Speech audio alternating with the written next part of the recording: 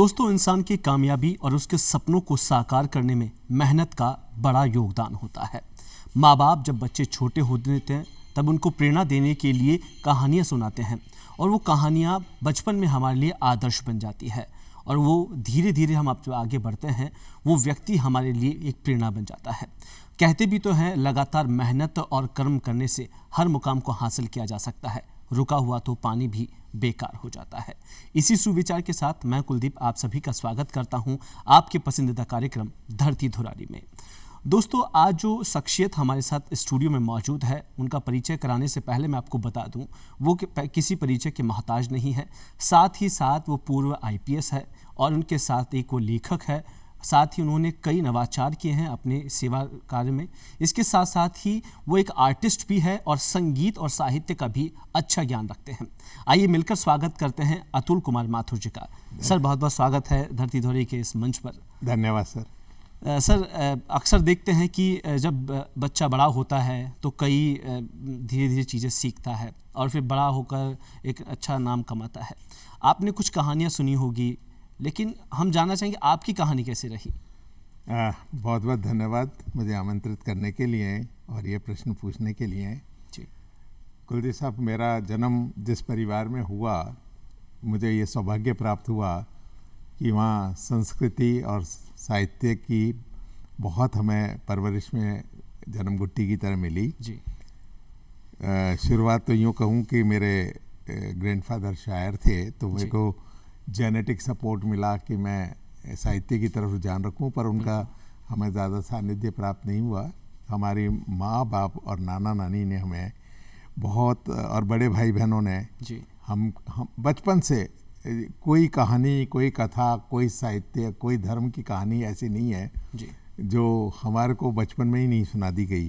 तो ऐसे परिवेश में हमारी परवरिश हुई जी और कला साहित्य के साथ साथ ये भी एक जोर रहा कि हम अपनी शिक्षा के ऊपर ध्यान दें और शिक्षा में भी अच्छे उत्कर्ष की तरफ बढ़ें। तो घर में एक बहुत अच्छा पढ़ाई लिखाई का माहौल, साहित्य का माहौल, कलात्मक माहौल रहा और हमने पढ़ाई अच्छी करी। उसके बाद सर्विसेज के लिए कंपटीशन दिए।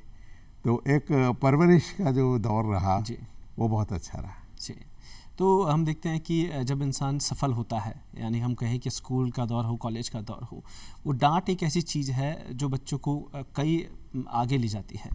तो आपका स्कूल कॉलेज में कहीं रहा कि टीचर्स ने आपको काफ़ी डांटा हो, स्ट्रिक्ट हो, घर में कोई स्ट्रिक्ट हो?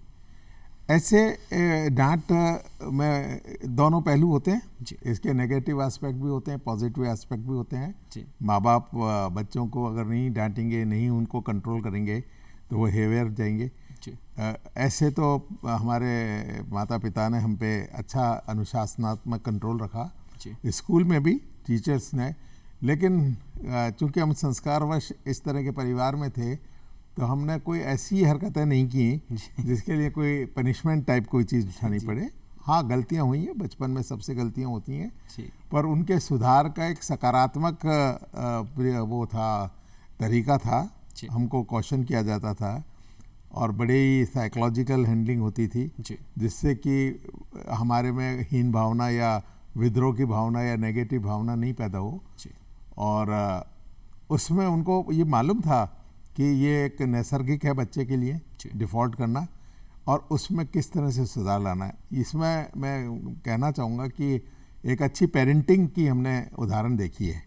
जो पेरेंटिंग आज हम ऑफिशियली क्लासेस में पढ़ाते हैं, वो होते हैं, वो हमारे बुज़ुर्ग नैसर्गिक तौर से जानते थे, उनको अनुभव थे और हमको हमारा सौभाग्य रहा कि हमें वो पेरेंटिंग मिली। जी जी जी। तो आपका दौर अच्छा रहा स्कूल और कॉलेज का। तो उसके बाद आप जैसे ही कंपटीशन की तैयारी कर रहे थे, वो पहली जब नौकरी लगने की जो खुशी थी परिवार में, वो किस तरीके से आपने सेलिब्रेट किया? मेरे साथ ऐसा हुआ कि मैं बायोलॉजी से मैंने BSc किया और मेरे पास ऑप्शन था कि मैं साइंस परस्यू करूं या लॉ परस्यू करूं। तो थोड़ा सा होता है कि आप रोज़गार की तरफ जल्दी जाने की सोचते हैं और हमारे घर में वकालत का पेशा था, मेरे फादर एडवोकेट थे, तो मैंने लॉ करना शुरू किया। तब मेरी एज बहुत कम थी, मैं 19 साल का ही था और जैसे ही मैं एलिजिबल हुआ फर्स्ट जॉब के लिए, तो मैंने एजी ऑफिस के अंदर सर्विस ऑडिटर की सर्विस ज्वाइन की और मैं वहाँ पे तब तक मैंने लॉ पूरा किया, फिर सिविल सर्विस के एग्ज़ाम दिए और मुझे 1980 में आईपीएस मिला और मुझे असम मेघालय जॉइंट कार्डर है हमारा, उसमें मिला और मैं ज़्यादातर या कार्डर में तो मैं मेघालय में ही रहा। जी। तो आपकी पहली सेवा वहाँ रही, इसके साथ साथ किन और पदों पर आप रहे उसके बाद? मैं अपने कैडर में 11 साल रहा शुरू के और 91 में कैडर में रहते हुए एसपी रैंक तक मैं पहुँच गया। फिर मैं 91 से 99 तक सीबीआई में डेपुटेशन पे रहा, जिसमें मैंने 4-5 साल सीबीआई में एसपी के पद पे जोधपुर अहमदाबाद में अपनी सेवाएं दी। डीआईजी के पद पे मैं बॉम्बे में स्पेशल क्राइम डिवीज़न का डीआईजी रहा, जिसमें 8 स्टेट्स मेरे कवर में थी। फिर रिपेट्रेट होके गए और फिर 2 साल बाद क्या कूलिंग ऑफ के बाद हम 5 साल के लिए सीआरपीएफ में मुझे डेपुटेशन पे ले लिया गया। वहाँ मैंने बॉम्बे में अपनी सेवाएं दी और उसके बाद मेरे को director north eastern police academy बनाया और एंड में मैं director general special crime Meghalaya रह के रिटायर हुआ। जी, इतनी सेवाएं सर आपने देश को दी है, लेकिन जब इंसान इन तमाम चीज़ों से गुजरता है तो एक ज़िंदगी का एक फ़लसफ़ा बन जाता है और उसकी ज़िंदगी में कई तरह की चीज़ें वो खुलकर देखने लगता है। आपको क्या लगता है कि इतने साल सेवाओं में देने के बाद किस तरीके के आप नज़रिए से देखते हैं? मैं समझता हूँ कि सेवाएँ जो आपने शब्द यूज़ किया है इसका बहुत महत्व है।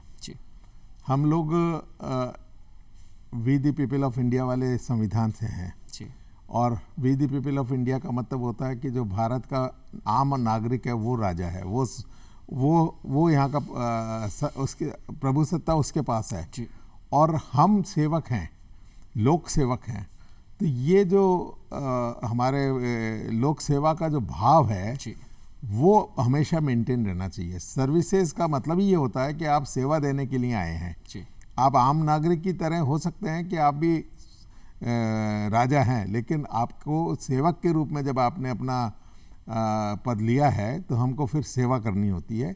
और मैंने यही देखा कि अगर आप सर्विसेज को अंदर आते हैं तो आपको सेवा भाव से हर जन सामान्य को अपना मास्टर समझ करके अपना योगदान देना चाहिए, उसके लिए काम करना होता है।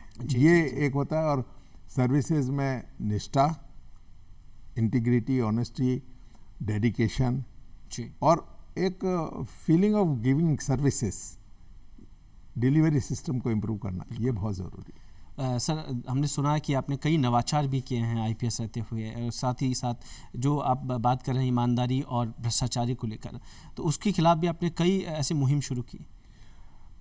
मेरे साथ क्या हुआ है कि मैं जहाँ भी रहा हूँ, एक तो मेरा एंटी करप्शन एटीट्यूड फैमिली की तरफ से ही था। शुरू से ही हम लोगों की परवरिश ये थी कि भ्रष्टाचार के विरुद्ध हम रहे हैं।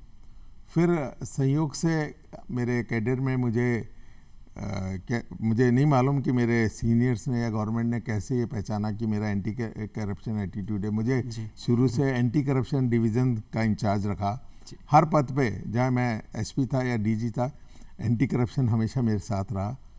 फिर सीबीआई में जब मैं डेपुटेशन पे आया तो full fledge anti corruption work किया और ट्रेडिशनल क्राइम देखे। सेवा में भ्रष्टाचार रोग है, ये एक दीमक है जो हमारी क्वालिटी ऑफ सर्विस को, हमारी पूरा जो पर्पज़ है उसको डिफीट कर देती है। हमारा फ्रस्ट्रेशन यही है कि अगर हम निष्ठा से काम नहीं कर रहे हैं, भ्रष्टाचार से कर रहे हैं, तो भ्रष्टाचार को मिटाने में मैंने काफ़ी योगदान दिया है। इन द सेंस कि आपका अपना ईमानदार होना एक अच्छी बात है, लेकिन अगर आपके अधीनस्थ कोई ईमानदारी नहीं बरत रहा है या वो ऐसे हमारी प्रणाली है जिसमें आम जनता को, जिनके लिए हम काम कर रहे हैं, उनको कष्ट हो रहा है, प्रोसेसेस बहुत लेंदी या रूडिमेंट्री टाइप हैं, उनका हम सुधार नहीं कर रहे हैं, उन तक रिलीफ नहीं पहुंच रहा है, या आपका सीनियर आपको कोई मिस डायरेक्शन देता है और आप उसको अपोज नहीं करते हो, आप उसके लिए लड़ते नहीं हो, तो ये फिर आपकी ईमानदारी, अकेली ईमानदारी से कुछ नहीं होता है। मैंने बहुत मौक़ों के ऊपर अपने सीनियर्स के साथ मुकाबला किया और अपनी ओपिनियन को वेटेज दिया कि मेरा ये मत है और ये मेरी ओपिनियन है, बाकी आपकी इच्छा है, आप सीनियर हैं, आप जो चाहे कर लीजिए। और अधीनस्थ कर्मचारियों के कार्यकलाप पे मैं पूरी पैनी नज़र रखता था। बहुत ऐसे मौके आए जब किसी न किसी के प्रभाव में अधीनस्थ कर्मचारी ने कुछ करने की कोशिश की, तो ये मेरी जिम्मेदारी थी कि मैं उसको नहीं होने दूं और उसको सही रास्ते पे लाऊं, और अगर कोई जा रहा है तो उसको उसका उचित परिणाम मिले, और जो अच्छा कर रहा है उसको मैं प्रोटेक्शन दूं। जी सर। सर, आपके काम को लेकर हमने सुना है कि कई अवार्ड्स भी आपके नाम हैं, और साथ ही जो आपने नवाचार किए हैं वो वाकई काबिल गौर रहे हैं, क्योंकि डिपार्टमेंट से लेकर सरकार तक आपकी तारीफ़ करी है। मुझे समय समय पे डायरेक्टर जनरल्स ने अपने अप्रिसिएशन लेटर दिए हैं। गवर्नमेंट ऑफ इंडिया से हमारी सर्विसेज में जो महत्वपूर्ण पदक होते हैं, राष्ट्रपति का पदक होता है, एक पुलिस पदक होता है, वो मिले हैं। और सबसे बड़ी बात होती है कि आपकी जो एनुअल अप्रिसिएशन होता है, अप्राइजल होता है, ACR होती है, और उसके बेसिस पे आपके आगे के भविष्य तय निश्चित होते हैं। उसमें उत्कृष्ट या आउटस्टैंडिंग जिसे कहते हैं, उसका मुझे सौभाग्य मिला। और ये बात मैंने अपने पे लागू नहीं होने दी, अकेले पे। जहाँ मुझे किसी को अप्रिशिएट करना पड़ा, वहाँ मैंने भी खुले दिल से उसकी काम को अप्रिशिएट किया और सही मूल्यांकन किया, उसको उसका उचित जो भी उसके लिए उचित होता था वो मैं करता था, और उनका मार्गदर्शन करके उत्कृष्ट ACR देनी होती थी, मैं खुद भी देता था। जी। सर, अक्सर देखा जाता है कि पुलिस का जो काम होता है, और CBI में भी आप रहे हैं, वो कई तरीके से सीक्रेट वर्क भी होते हैं, इसके साथ साथ भी चाहे वो खुले केसेस क्यों ना हो, लेकिन एक प्रेशर दिमाग में होता है और उसका असर कहीं ना कहीं परिवार पे भी पड़ता है, रिलेशंस पे भी होते हैं। तो उनको कैसे मैनेज किया आपने अब तक? क्योंकि अभी तक हम देखते हैं कि युवा पीढ़ी है और जो भी वर्तमान में कार्यरत, कहीं ना कहीं वो इन तमाम चीज़ों के शिकार होते दिखते हैं। देखिए, राजकीय कार्य में गोपनीयता का अपना एक महत्व है और राजकीय कार्य में ट्रांसपेरेंसी भी बहुत महत्वपूर्ण होती है।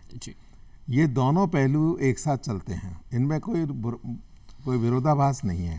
अगर हम कोई गोपनीय काम कर रहे हैं तो ये ज़रूरी नहीं कि पूरा का पूरा काम गोपनीय है। उसमें बहुत सारी क्रियाकलाप ऐसे होते हैं जिसको कोई भी जानकारी लेना चाहे तो ले लेता है, इसीलिए हमारे यहाँ RTI का कानून है। तो जितनी जानकारी हम शेयर कर सकते हैं हमारे काम के परिणाम को और उसकी प्रभाव को प्रभावित हुए बिना, हम उतना तो करना ही चाहिए। क्योंकि जिसने हमारे साथ पुलिस की सहायता मांगी है, मैं मानता हूं कि ये उसका हक है कि ये जाने कि उसके मामले में हो क्या रहा है। उसको हम गोपनीयता में इतना रख सकते हैं कि हम क्या एक्शन स्ट्रेटेजी बना रहे हैं उस एक्शन के लिए, वो हम कह सकते हैं। लेकिन हम उसकी प्रगति से टोटली उस आदमी को, उस व्यक्ति को, पीड़ित व्यक्ति को अलग नहीं रख सकते, और उसको ये नहीं सोच सकते पता नहीं पीछे से क्या हो रहा है, कर भी रहे हैं कि नहीं कर रहे हैं। इस तरह से हमारे बीच में ट्रस्ट डेफिसिट पैदा हो जाता है। तो गोपनीयता जहाँ रखनी थी, जिसमें हम प्रतिबद्ध होते हैं, उस गोपनीयता को हमने बराबर मेंटेन किया। और चूँकि मैं कई महत्वपूर्ण गोपनीय कार्य मेरे से कराए गए सरकार में रह करके, परीक्षाओं को लेकर के भी, इंटरव्यूज़ को भी लेकर के, तो उसमें अपने परिवारजन को भी हम लोग नहीं शेयर करते हैं वो सूचना, और जितना भी उसमें कार्य होता है उसकी जो गोपनीयता का स्टैंडर्ड है उसको मेंटेन करना पड़ता है। और इन्वेस्टिगेशन की स्टेजेस में अगर आपकी गोपनीयता लीक हो जाती है या ब्रीच हो जाती है, तो उससे जो अपराधी होता है या जिसको हम अपने घेरे में लेना चाहते हैं, उसको भनक पड़ जाती है और वो आगे जा कर के हमारे प्रोसेसेस को इन्फ्लुएंस कर सकता है। उतनी हद तक गोपनीयता रखनी बहुत आवश्यक है। जी सर। तो कभी काम को लेकर ऐसा हुआ कि स्ट्रेस हुआ और घर पे आके वो स्ट्रेस निकाल रहे हैं? देखिए, इसमें क्या होता है कि स्ट्रेस होता है, काम में स्ट्रेस होता है। ये एक पुलिसिंग के अंदर एक मैथमेटिकल पजल की तरह होती है। हर केस एक नई चुनौती लेके आता है, और वो चुनौती कोई वॉक ओवर नहीं मिलता है। बहुत कम केसेस ऐसे होते हैं जो open and shut type cases होते हैं। तो फैमिलीज़ के साथ, परिवार के साथ, परिवारजन को आपको ट्रेन करना पड़ता है। उनको एक साइकोलॉजिकल काउंसलिंग की ज़रूरत होती है, उनको जॉब के जो पैमाने हैं वो बताने पड़ते हैं, उनको ये बताना पड़ता है कि ये मेरी जिम्मेदारियां हैं और मुझे इस दौर से गुजरना पड़ता है। इंसानियत के इंसान होते हैं, आपकी हेल्थ पे असर पड़ता है। तो मुझे ये सौभाग्य रहा कि मेरे घर में सभी ने इस बात को एहसास था कि हमारे जॉब की क्या रिक्वायरमेंट्स हैं, उन्होंने पूरा सहयोग दिया और साइकोलॉजिकल काउंसलिंग उनकी तरफ से मिलती रही। मानसिक सपोर्ट मिला। फैमिली सपोर्ट के बिना कोई सक्सेसफुल नहीं हो पाता है। मेरा ऐसा मानना है कि एक अच्छा फैमिली सपोर्ट बहुत आवश्यक है और इस मामले में मैं सौभाग्यशाली रहा कि पत्नी, बच्चे और परिवार के अन्य सदस्यों ने मुझे बराबर सहयोग दिया और एनकरेज किया, एक मॉरल बूस्टर किया। आपके ये फेलियर को जो भी हुआ है उसके बारे में चिंतन किया, लेकिन ये नहीं कहा कि ये क्या कर लिया, अगली बार ठीक हो जाएगा, ऐसे करके। स्ट्रेस होता है, ऐसा स्ट्रेस ज़रूर होता है, एक तो ड्यूटी टाइम्स की वजह से और दूसरा जिस तरह की प्रॉब्लम्स हम रिजॉल्व करते हैं उसमें बहुत सारी स्ट्रेटजीज बनानी पड़ती हैं। कोई रेडीमेड फार्मूला नहीं होता है और स्ट्रेस होता है। जी सर, आप राजस्थान से बाहर लंबे समय से रहे, लेकिन सालों आपने बाहर काम किया, कभी ऐसा लगा कि राजस्थान लौटना चाहिए, वहाँ की याद आपको, क्योंकि जो प्रोग्राम हम दिखा रहे हैं वो भी धरती धुरारी है और राजस्थान की अक्सर हम बातें कर ही लेते हैं, तो वो कौन से पहलू रहे जो आपको, आप बाहर ड्यूटीज़ कर रहे हैं फिर आपको अपने राज्य की याद दिलाते हैं? राजस्थान का मैं जाया जन्मा हूँ और राजस्थान मेरी अपनी मातृभूमि है। मेरा शुरू से आज तक राजस्थान से पूरा लगाव रहा है और मैं ये गर्व के साथ कह सकता हूँ कि मैं नॉर्थ ईस्ट में अपनी सेवाएं देता रहा, बॉम्बे में दी, दिल्ली में दी, इधर सब जगह जहाँ जहाँ हमारी सेवाएं लगी। राजस्थान से कभी भी मेरा दूरी नहीं रही, दो कारणों से। एक तो मेरा सारा परिवार राजस्थान में बेस्ड था, जयपुर में बेस्ड था, और दूसरा हमारा रहन सहन, खान पान, बोलचाल, बचपन, पूरा बचपन, बल्कि टीनेज भी, जब तक नौकरी लगी तब तक राजस्थान में थे। इतना अच्छा माहौल, इतनी सांस्कृतिक गतिविधियाँ, म्यूज़िकल, पेंटिंग, यहाँ की ज्योग्राफी, यहाँ के मंदिर, मैं गिना नहीं सकता, इतनी चीज़ें यहाँ पे ऐसी हैं जिनको आप मिस करते हो दूसरी जगह पे। और ऐसा नहीं कि भारत के और हिस्सों में आनंद नहीं आया, उनकी अपनी खूबियाँ थीं, लेकिन मातृभूमि की अपनी जो मिट्टी की खुशबू होती है उसके लिए हमेशा लालायित रहता है आदमी। और यही कारण है कि हमने नौकरी से रिटायर होने के बाद वापस घर पे आके यहीं रहने का विचार किया। जहाँ पोस्टिंग रही वहाँ पे कोई निवास की व्यवस्था नहीं की और ये सोच कर कि अंत अपने घर ही जाना है और यहाँ सेवाएं देनी है, यहाँ के लोगों के साथ ही हमारा अपनापन है। वो एक अपनापन हम दूसरी जगह महसूस कर रहे थे कि हम अपनों से थोड़ा दूर हैं, लेकिन आजकल की जो टेक्नोलॉजिकल सर्विसेज हैं उससे काम चल जाता था, फ़ोन, चिट्ठी और आना जाना। तो मैं समझता हूँ कि जो एक आदमी राजस्थान को बिलोंग करता है या राजस्थान को अच्छे से समझता है या उसके अंदर खूबी देखता है, उसको राजस्थान से ज़्यादा देर दूर नहीं रखा जा सकता। तो कभी आपके साथ हुआ है कि कोई आप किसी अदर स्टेट में हो, राजस्थान से कुछ मंगाया गया हो आपसे? जी हाँ, मेरे साथ बहुत हुआ है।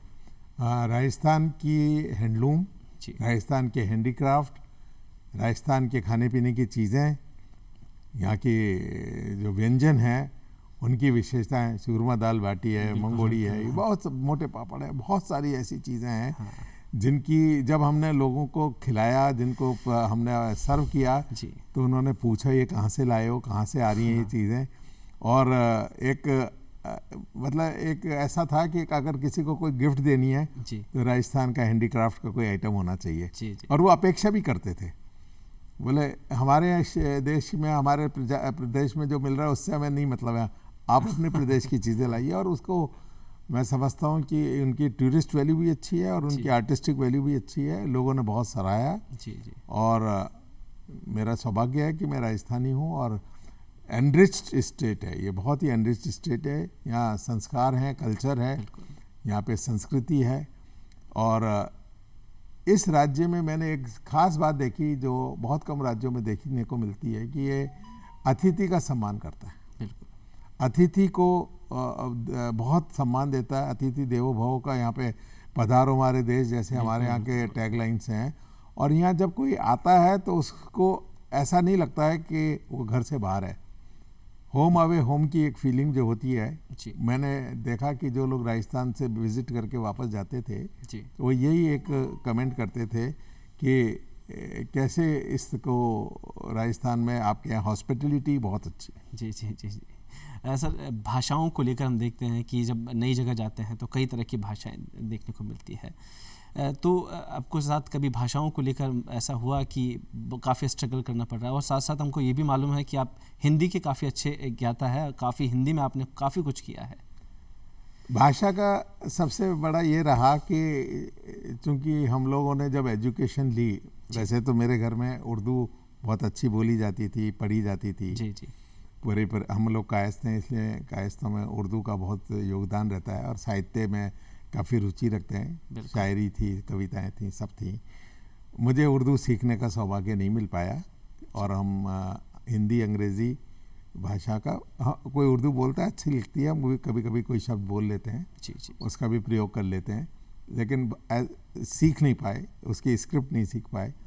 और भाषा में नॉर्थ ईस्ट में जब हमने जॉब किया तब लगा कि तो वहाँ पे थोड़ा हिंदी भाषी लोग कम हैं। और वहाँ पे एक अच्छी बात क्या हुई कि चाहे हिंदी भाषी कम थे, वहाँ हिंदी को बढ़ावा देने का मुझे बहुत अवसर मिला। जी। हम लोगों ने वहाँ के लोगों को हिंदी सिखाना, हिंदी के कार्यक्रम करना और हिंदी की गोष्ठियाँ करना प्रारंभ किया। और कुछ अच्छे सहयोगी मिले जो मीडिया से भी जुड़े हुए थे, दूर रेडियो स्टेशन से, दूरदर्शन से जुड़े हुए थे। उनका सहयोग मिला। जब मैं केंद्र सरकार में डेपुटेशन पे था तो केंद्र सरकार की तरफ से राजभाषा की कुछ रिक्वायरमेंट होती हैं जी। वो आंकड़े इकट्ठे करते हैं और ये आश्वस्त होना चाहते हैं कि हिंदी का प्रयोग अच्छा हो रहा है जी। तो आमतौर पे क्या होता था कि वहाँ की मीटिंग्स में जब भी उनकी होती थी तो हिंदी अधिकारी चले जाते थे जी। और जब मुझे एज IG CRPF मुझे पता चला कि इस तरह की कोई मीटिंग है तो I opted to go myself. मैंने कहा कि नहीं, मैं साथ चलूँगा as a head of the department और मैं भाग लूँगा। हालांकि लोगों ने कहा कि नहीं सर, हिंदी अधिकारी काफ़ी है, वो कर लेगा। नहीं, मैं कहा हिंदी को अगर हमें अच्छे तरीके से लाना है तो हर स्तर पे और सीनियर स्तर पे उसको देखना होगा। और फिर मैंने हिंदी के लिए गेम्स बनाए, पर्यायवाची चौकड़ी, पर्यायवाची रेल, स्क्रैबल का हिंदी अनुवाद किया। और अपनी फ़ौज में जो भी हमारी फोर्स थी उसमें मैन पावर में उसमें हिंदी का प्रयोग बढ़ाने के लिए काफ़ी प्रोएक्टिव रोल अदा किया। जी। तो ये खुद आपके बनाए हुए थे कि मेरे के वो असल में क्या होता है कि आप जिस भाषा का प्रयोग कर रहे हैं वो सिर्फ आंकड़ों से नहीं आती है या एक लिमिटेड वोकैबुलरी से नहीं आती है।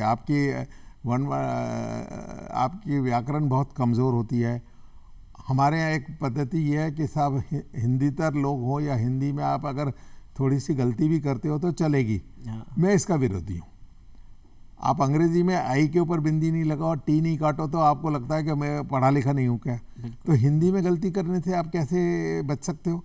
अगर सीखनी है, करनी है, ईमानदारी से सीखिए, उसकी सही वर्तनी करिए, उसका सही प्रयोग करिए। लिंग, वचन, इसमें मैंने एक इसमें उदाहरण देना चाहूँगा कि हमारे यहाँ हिंदी को लेकर के कैसी भावनाएं पैदा हो जाती हैं। मैं अपने एक मित्र के यहाँ था बैठा हुआ और वो अपने डोमेस्टिक एड को, असिस्टेंट को कह रहा था तुम वहाँ जाएगा और ये लेकर आएगा। जी। मैंने कहा भाई आप अच्छी खासी हिंदी जानते हो और मेरी समझ में ये लड़का जो आपका काम कर रहा है ये भी अच्छी खासी हिंदी जानता है, तो ये जाएगा आएगा क्या है, जाएगा आएगा क्या है। जी। तो कहने लगे अरे इससे रौब पड़ता है। मैं कहा अच्छी खासी हिंदी बोलो भाई। जी। तुम वहाँ जाओ, ये ले आओ और उसको भी पता चले कि हिंदी का सही प्रयोग कैसे हो सकता है जी। तो हमें कोशिश ये करनी चाहिए कि हिंदी के सही स्वरूप को प्रमोट करना। ठीक है, अगर कोई हिंदीतर क्षेत्र से आ रहा है और उसको थोड़ी समस्या हो तो हम उसको प्रोत्साहन के रूप में अलाउ कर सकते हैं। लेकिन जो हिंदी की रोटी खा रहे हैं या हिंदी में पले बड़े हैं, उनको इस तरह की छूट नहीं होनी चाहिए। उनको प्रयास करना चाहिए कि हमारी राजभाषा है।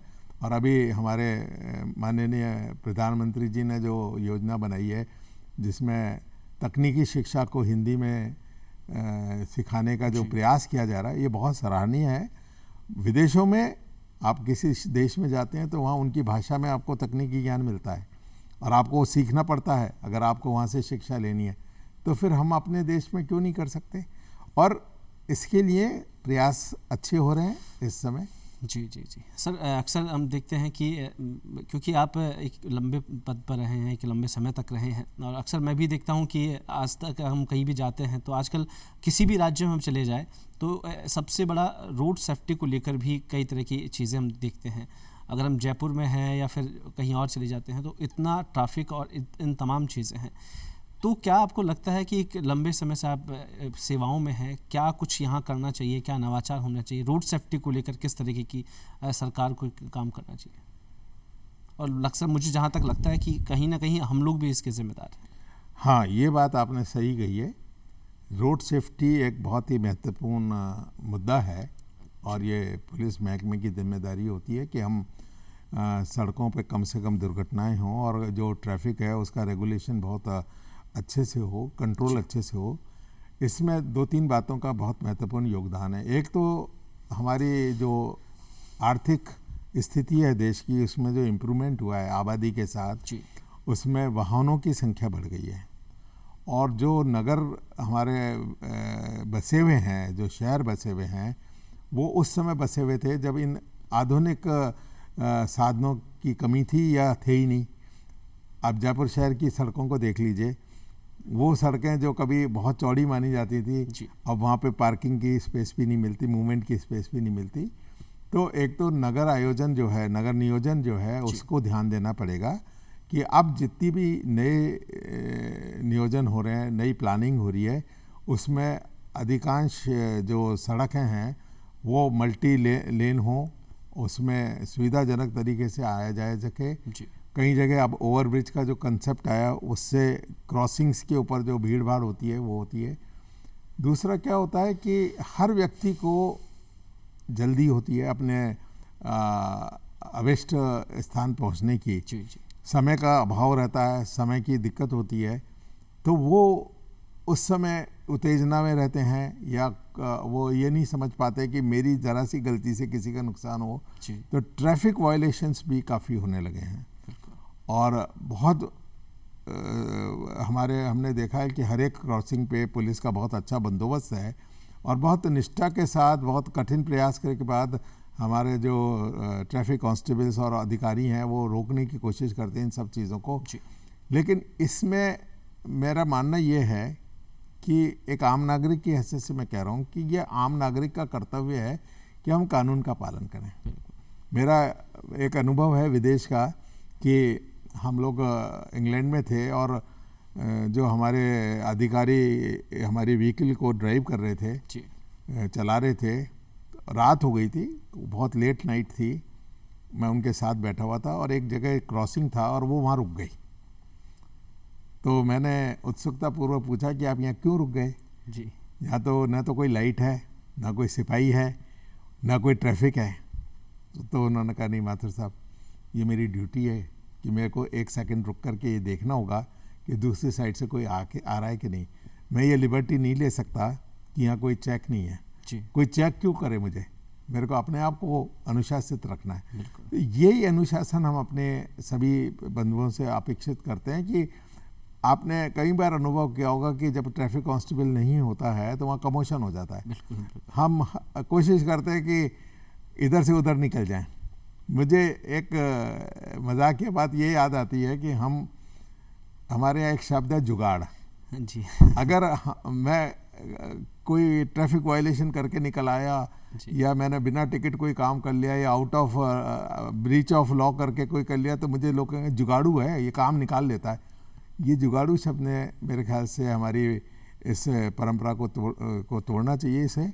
और जुगाड़ू होने के बजाय अगर हमें कोई कहे कि यू आर डिसिप्लिन, अनुशासित हो और आप नियमों का पालन करते हो, तो प्रशासन के ऊपर भी दबाव कम आएगा, क्योंकि जो आपको रेगुलेट करने के लिए मशीनरी है उस पर स्ट्रेस कम आएगा, तो उनकी एफिशिएंसी बढ़ेगी। और एक नियम से अगर कोई चलता है तो सबको सुविधा मिलती है। एक व्यक्ति के नियम तोड़ने से पूरा सिस्टम कोलैप्स कर जाता है। बिल्कुल सर। असम भाषाओं की बात करते हैं, हिंदी की आप अच्छे ज्ञाता है, कोई ऐसी कविताएं जो आपने लिखी हो? कई क्योंकि समय के साथ साथ आप कुछ लिखते भी हैं तो काफ़ी। हाँ, मैंने अपनी माँ से ये संस्कार लिया जी।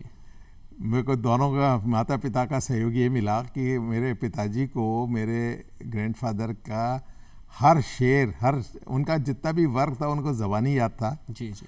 और उनकी जो वोकल टोन थी वो भी हमारे बाबा से मिलती थी। तो हमारे घर में एक माहौल ये था कि जब भी कोई मिलने आता था या किसी के साथ बैठते थे या कोई जगह जाते थे तो उनसे फरमाइश होती थी कि सबा साहब का ये शेर सुनाओ, सबा साहब का वो शेर सुनाओ जी।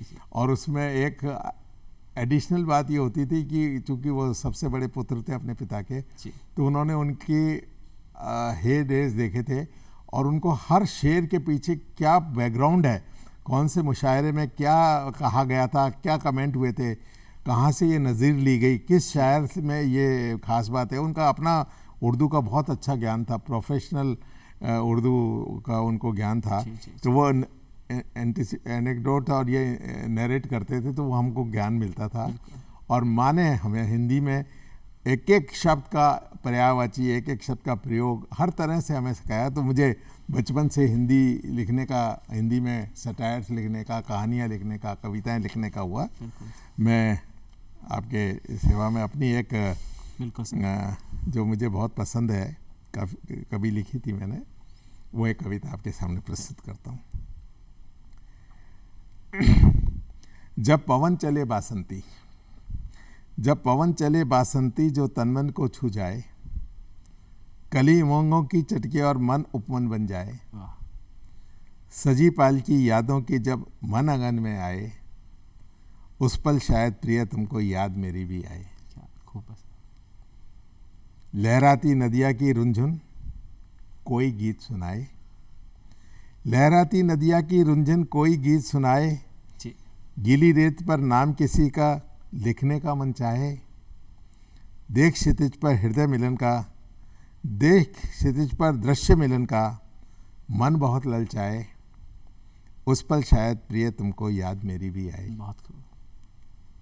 शाम ढले जब लौट के पंछी, शाम ढले जब लौट के पंछी कोई नीड़ पर आए, गोधूली छा जाए गगन में, गोधूली छा जाए गगन में,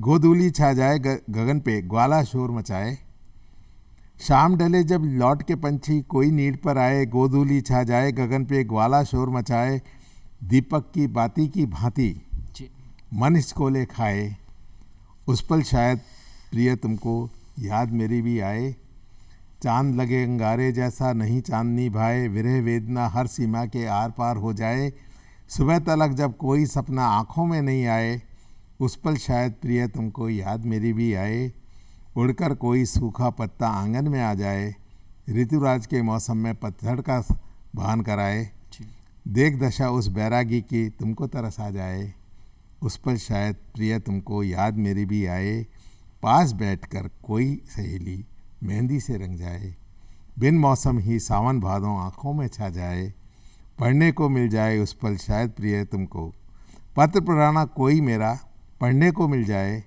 उस पल शायद प्रिय तुमको याद मेरी भी। बहुत खूब सर, बहुत खूब सर। सर आप लंबे समय से परिवार में रहे, एक छोटा सा संगीत हमारे दर्शकों के लिए आप अपनी जुबान से हमारे परिवार में, कुटुंब में, हमारे समाज में पढ़ाई लिखाई तो होनी ही चाहिए। पढ़ाई लिखाई रोज़गार के लिए भी ज़रूरी होती है, आपके अपने पर्सनैलिटी डेवलपमेंट के लिए भी ज़रूरी होती है। हर एक व्यक्ति को पढ़ा लिखा होना चाहिए, इस पे तो हमेशा से ज़ोर रहता है। लेकिन हम लोगों का सौभाग्य ये रहा कि हमारे परिवार में साहित्य, संस्कृति, कला, कौशल पे भी उतना ही ध्यान देते हैं और माँ बाप को देख के बच्चे सीखते हैं। ऐसे हमने अपने माँ बाप, बड़े भाई बहनों को देख कर के सीखा। तो हमारे घर में संगीत का बहुत अच्छा वो रहा, माहौल रहा और मैं इस बारे में ये कह सकता हूँ कि मैंने बचपन से रेडियो, उस समय टीवी नहीं होता था, रेडियो के साथ हम बड़े हुए हैं। यहाँ तक कि अपनी पढ़ाई के एग्ज़ाम्स में रेडियो चलता रहता था, वो जब तैयारी करते थे। सिविल सर्विस की तैयारी में भी रेडियो साथ चलता रहता था, गाने सुनते हुए पढ़ाई की। और आज की डेट में भी मेरे पास किसी न किसी फॉर्म में म्यूज़िक, चाहे वह कहीं भी हूँ, साथ चलता है। इसलिए संगीत में और शास्त्रीय संगीत में सुनने में बहुत रुचि रखी। फिल्मी गानों में भी, जो स्टैंडर्ड के फिल्मी गाने हैं जी, उनमें बहुत रुचि रखी। तो एक नैसर्गिक बात है कि आप भी गुनगुनाने लगते हैं, तो एक बाथरूम सिंगर की हैसियत तो मैं रखता ही हूँ। जी मुझे मुकेश के गाने बहुत पसंद हैं, हमें बहुत प्रेरित करते हैं। उनकी वॉइस टोन बहुत अच्छी लगती थी। मोहम्मद रफ़ी और किशोर कुमार और बाकी सारे गीत का जो गायक हैं, सभी में रुचि है, पर निजी तौर पे मैं मुकेश के गाने गा लेता हूँ कभी कभी। जी जी, एक टूटी फूटी कोशिश है।